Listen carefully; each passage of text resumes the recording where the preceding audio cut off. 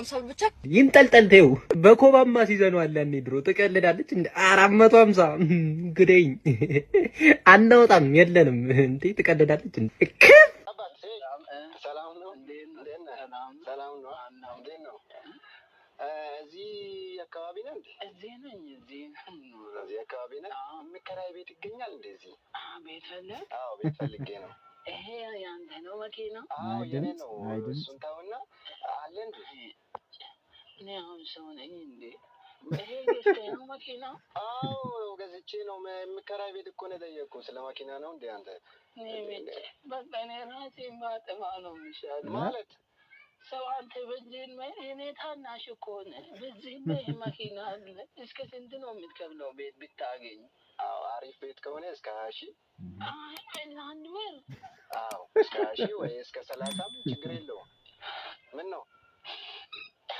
ምን ሆነ ነው እኔ በወር እኮ 5,000 ማላገኝ ሰው እየኖረ ነው ኧረ በእናትህ አታልቅስ ንገረኝ ነው ተው አላውቅም እኔ እንድታበሳጭ መጣን ይሄድ እባክህ ምን ሰው ነው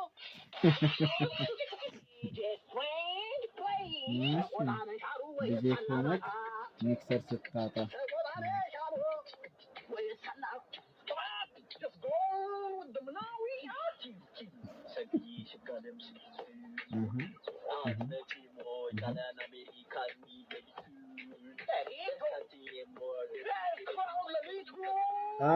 እንደሱ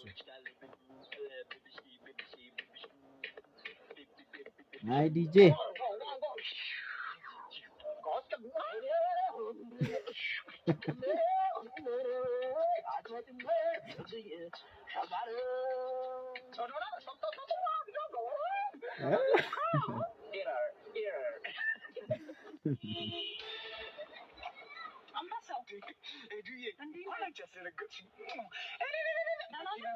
ያሲኖ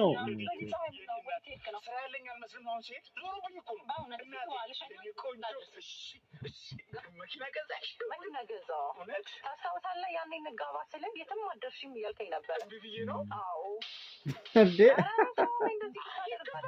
ይገባኛል እውነት መኪና ገዛሽ ወይ እንደውም ይሄ ከስንት አንዴ የሚይዛት 3 መኪና አለኝ ቤቶች አሉኝ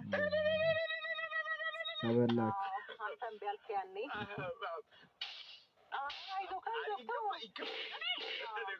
የገፋሁት ሁሉ እኮ ጥሩ ቦታ ደረሰ ባችሁ ደረሰ አገባሽ እና አሁን በምን ላግዝ እኔ ልረዳ ከጎን ልሆን ዝግጁ ነኝ ችግር የለውም ውሻ ትፈልጋላችሁ የምን ውሻ ነው ውሻ እንደማለት ታውቃለህ እሺ ድመት ልሁን እናንተ ቤት ሌላስ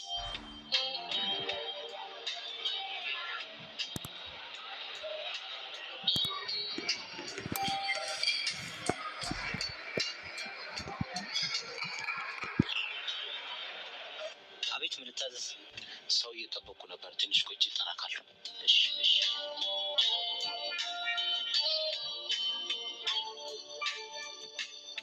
ሰውዬው አዞ ነው አዞ መስሎኝ ነበር ጠጋ ብዬ ሳይው ሰው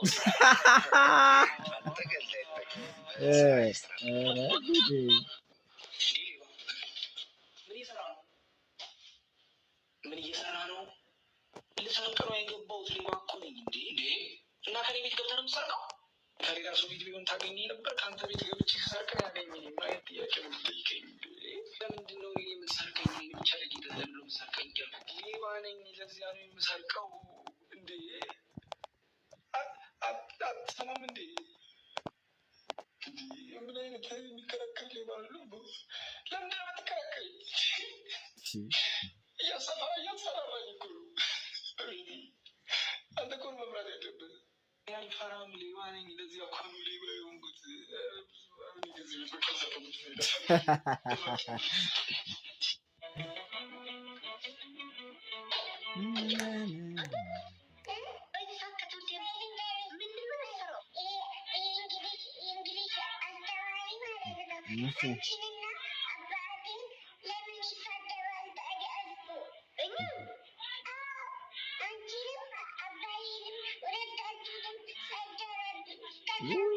እሺ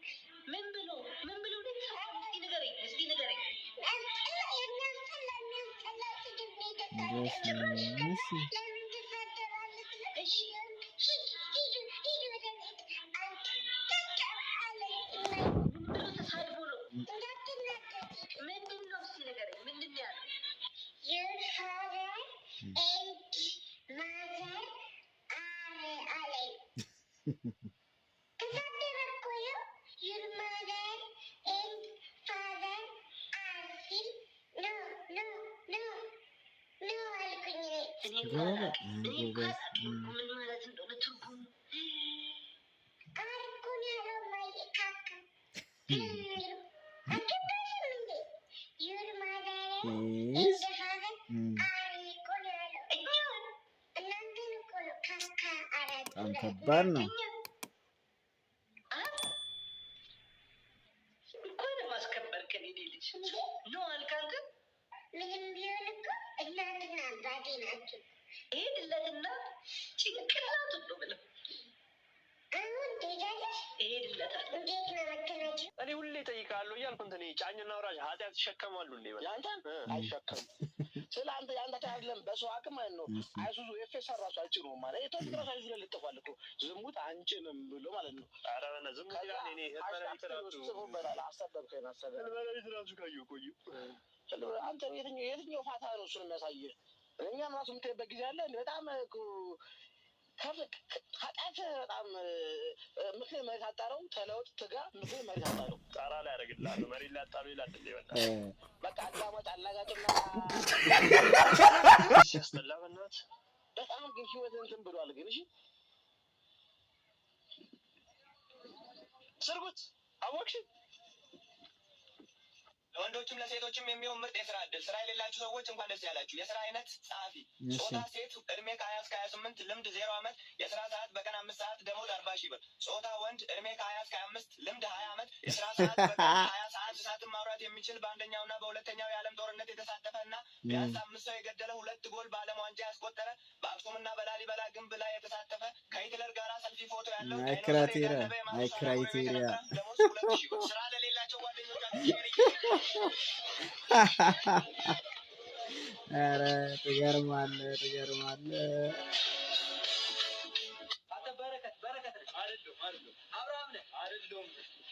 ልጅ ሆነን እንደዚህ ተጫውተን ነበር።